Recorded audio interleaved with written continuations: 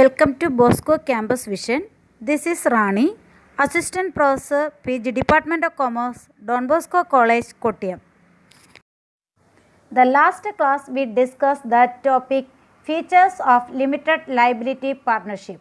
Today we are going to discuss Dissolution of Limited Liability Partnership, Circumstances or Conditions of Dissolution of Limited Liability Partnership, then Procedures or Steps of Dissolution. Let's start today's topic, Dissolution of Limited Liability Partnership. The terms and conditions of dissolution of limited liability partnership take place as per the termination clause or dissolution clause included in the agreement. Okay, അപ്പം LPP എഗ്രിമെൻറ്റിൽ എന്ത് കാണിച്ചിട്ടുണ്ടായിരിക്കും? ഈ termination close describe ചെയ്തിട്ടുണ്ടായിരിക്കും, അല്ലെങ്കിൽ dissolution close describe ചെയ്തിട്ടുണ്ടായിരിക്കും. അത് പ്രകാരമായിരിക്കും എന്ത് ചെയ്യുക?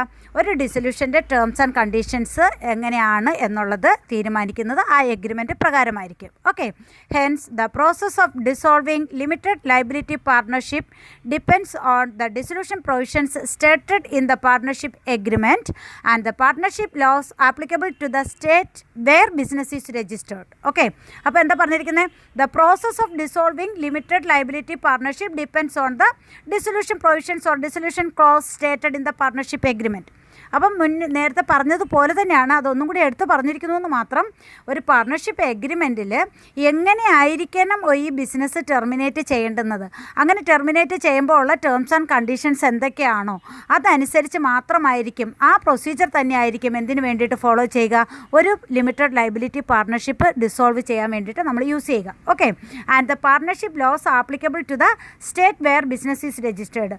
ആ എഗ്രിമെൻറ്റിൽ പറഞ്ഞത് കൂടാതെ ഏത് സ്റ്റേറ്റിലാണോ ഇപ്പോൾ ബിസിനസ് സിറ്റുവേറ്റ് ചെയ്യുന്നത് ആ ബിസിനസ്സിൻ്റേതായിട്ട് ആ സ്റ്റേറ്റിൻ്റേതായിട്ടുള്ള സം റൂൾസ് ആൻഡ് റെഗുലേഷൻസും കൂടി നോക്കിയിട്ടായിരിക്കണം എന്ത് ചെയ്യേണ്ടുന്നത്, ലിമിറ്റഡ് ലയബിലിറ്റി പാർട്ണർഷിപ്പ് ഡിസോൾവ് ചെയ്യേണ്ടുന്നത്. ഓക്കെ, അപ്പോൾ എഗ്രിമെൻറ്റിൽ പറഞ്ഞിരിക്കുന്ന ടേംസ് ആൻഡ് കണ്ടീഷൻസും അതുപോലെ partnership law applicable to the state where the business registered. അപ്പോൾ ബിസിനസ് എവിടെയാണോ രജിസ്റ്റർ ചെയ്തിരിക്കുന്നത് ആ സ്റ്റേറ്റിൻ്റെ പാർട്ണർഷിപ്പ് ലോസും കൂടി നോക്കിയിട്ടായിരിക്കണം എന്ത് ചെയ്യേണ്ടുന്നത്, ഒരു ലിമിറ്റഡ് ലയബിലിറ്റി പാർട്ണർഷിപ്പ് ഡിസോൾവ് ചെയ്യേണ്ടത്. Okay, then next circumstances or conditions for dissolution of limited liability partnership. Then circumstances or conditions ആണ്. Okay, first one, death or bankruptcy of one or more partners. അപ്പം ഒരു പാർട്ട്ണറോ അല്ലെങ്കിൽ അതിൽ കൂടുതൽ പാർട്ട്നേഴ്സോ bankrupt ആകുകയോ മരിക്കുകയോ ചെയ്യുകയാണെങ്കിൽ എന്ത് ചെയ്യാം?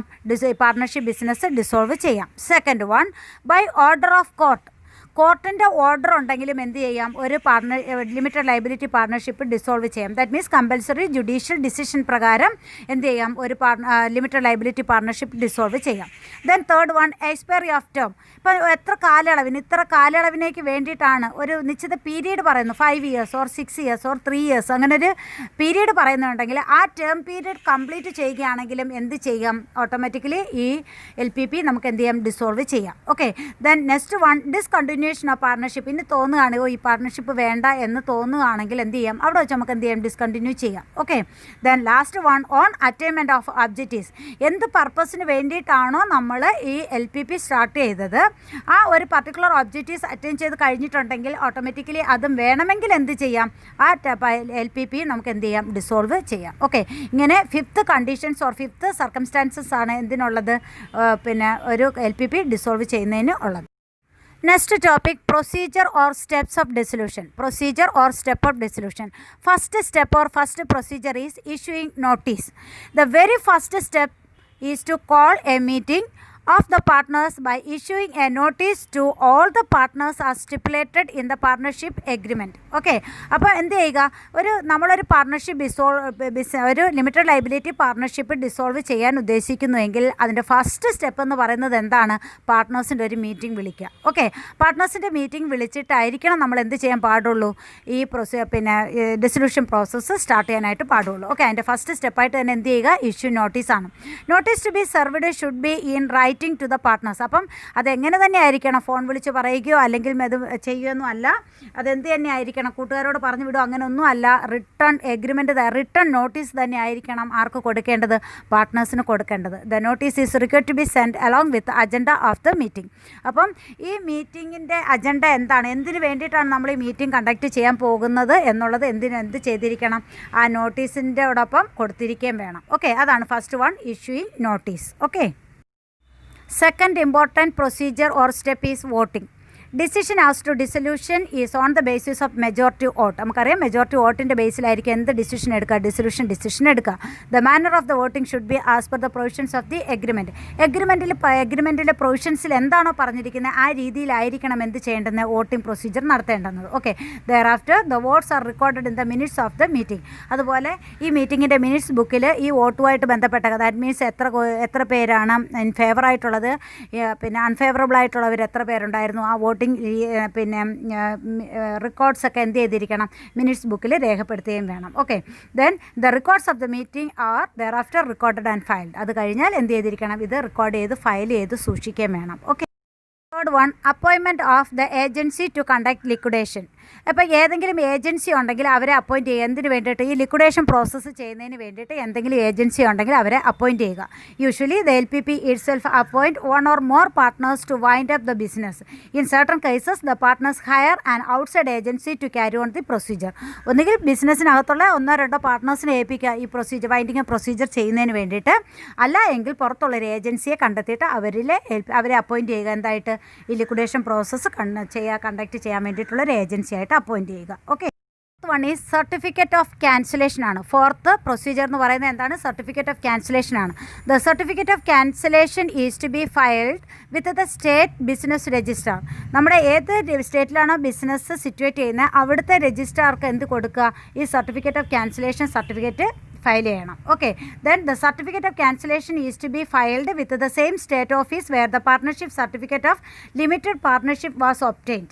അപ്പം നമ്മൾ ഈ ലിമിറ്റഡ് ലയബിലിറ്റി പാർട്ണർഷിപ്പിൻ്റെ സർട്ടിഫിക്കറ്റ് എവിടെ നിന്നാണോ ഒബ്റ്റെയിൻ ചെയ്തത് ആ സ്റ്റേറ്റ് തന്നെ ആയിരിക്കണം നമ്മൾ എന്ത് കൊടുക്കേണ്ടത്, ഇത് ക്യാൻസലേഷൻ സർട്ടിഫിക്കറ്റ് നമ്മൾ എവിടെ നിന്ന് തന്നെയാണ് ഒബ്റ്റെയിൻ ചെയ്യേണ്ടത്, ആ സ്റ്റേറ്റിലെ ബിസിനസ് രജിസ്ട്രാറുടെ കയ്യിൽ നിന്നായിരിക്കണം നമ്മൾ എന്ത് ചെയ്യേണ്ടത്, ഇത് ഒബ്റ്റെയിൻ ചെയ്യേണ്ടത്. Okay, then fifth procedure is settlement of liabilities ആണ്.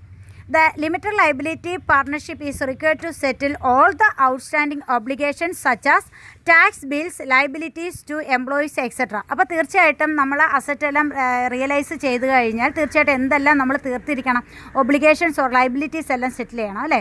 അത് തന്നെയാണ് ഫിഫ്ത്ത് പ്രൊസീജിയർ എന്ന് പറയുക. ടാക്സ് ബില്ല് എന്തെല്ലാം ഔട്ട്സൈഡ് ലൈബിലിറ്റീസ് ആണോ ഉള്ളത് ആ ലൈബിലിറ്റീസ് എല്ലാം തന്നെ എന്ത് ചെയ്തിരിക്കുക, ഔട്ട്സൈഡ് ലൈബിലിറ്റീസും അതുപോലെ എംപ്ലോയീസുമായിട്ട് ബന്ധപ്പെട്ട ലൈബിലിറ്റീസ് എല്ലാം തന്നെ എന്ത് ചെയ്തിരിക്കണം, സെറ്റിൽ ചെയ്യണം. Okay, the sixth procedure is pay out to partners ആണ്. ലാസ്റ്റിൽ എന്തെങ്കിലും എമൗണ്ട് ബാലൻസ് ആണെങ്കിൽ, അവൈലബിൾ ബാലൻസ് ഉണ്ടെങ്കിൽ അത് ആർക്ക് ഡിസ്ട്രിബ്യൂട്ട് ചെയ്യണം, പാർട്ട്നേഴ്സിന് ഡിസ്ട്രിബ്യൂട്ട് ചെയ്യുക. അതാണ് സിക്സ്ത് പ്രൊസീജിയർ എന്ന് പറയുക.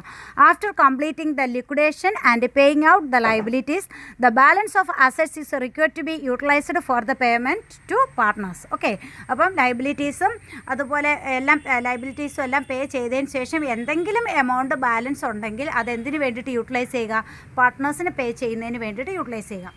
If the remaining assets cannot cover all the partners' contribution, the available money should be distributed proportionately among the partners. അപ്പം നമുക്കറിയാം തീർച്ചയായിട്ടും ഫുള്ളായിട്ട് കൊടുക്കാൻ പറ്റിയില്ല എങ്കിൽ, അതായത് അവൈലബിൾ ബാലൻസ് എന്ന് പറയുന്നത് പാർട്ട്നേഴ്സിൻ്റെ ഫുൾ കോൺട്രിബ്യൂഷൻ കൊടുത്തു തീർക്കാൻ പറ്റിയില്ല എങ്കിൽ തീർച്ചയായിട്ടും അവരുടെ പ്രൊപ്പോർഷൻ അനുസരിച്ച്, ക്യാപിറ്റൽ കോൺട്രിബ്യൂഷൻ്റെ പ്രൊപ്പോർഷൻ അനുസരിച്ച് എന്ത് ചെയ്ത് കൊടുക്കുക, ഡിസ്ട്രിബ്യൂട്ട് ചെയ്ത് കൊടുക്കുക. ഓക്കെ, അതാണ് സിസ്റ്റം.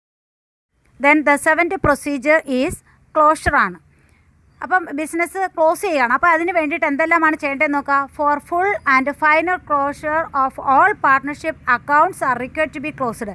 എന്തൊക്കെ റെക്കോർഡ്സ് ആണ് ബിസിനസ്സിലുള്ളത് അതെല്ലാം തന്നെ എന്ത് ചെയ്തിരിക്കണം, ക്ലോസ് ചെയ്യണം. ആ അക്കൗണ്ട്സും എല്ലാം തന്നെ എന്ത് ചെയ്യുക, ക്ലോസ് ചെയ്യുക. Second one, all the business registration should be closed. ബിസിനസ്സുമായിട്ട് ബന്ധപ്പെട്ട എന്തെല്ലാം രജിസ്ട്രേഷൻസ് ഉണ്ടോ അതെല്ലാം തന്നെ എന്ത് ചെയ്തിരിക്കണം, ക്ലോസ് ചെയ്തിരിക്കണം. Third one, inform all the clients, customers and vendors of the dissolution of the limited liability partnership. അപ്പം ക്ലയൻറ്റിനെയും കസ്റ്റമേഴ്സിനെ വെൻഡേഴ്സിനെ എല്ലാം അറിയിക്കുക നമ്മുടെ ലിമിറ്റഡ് ലയബിലിറ്റി പാർട്ണർഷിപ്പ് ഡിസോൾവ് ചെയ്തു എന്നുള്ള ഇൻഫർമേഷൻ കൊടുക്കുക. Okay, then last procedure or last step is filing of tax forms. Filing of tax forms ആണ്. File the complete final tax forms. ഫൈനലായിട്ട് എന്തെങ്കിലും കമ്പനി ടാക്സ് മറ്റെന്തെങ്കിലും കൊടുക്കേണ്ടതായിട്ടുണ്ടായിരുന്നെങ്കിൽ അവരെയും എന്ത് ചെയ്യുക, ഇൻഫോം ചെയ്യുക. അവർക്കും എന്ത് file the complete final tax forms. Dear students, listen and watch the videos carefully and try to work out the assignment questions. What do you mean by dissolution of partnership, limited liability partnership, conditions or circumstances under which limited liability partnership dissolved? Then what are the procedures or steps relating to dissolution of limited liability partnership?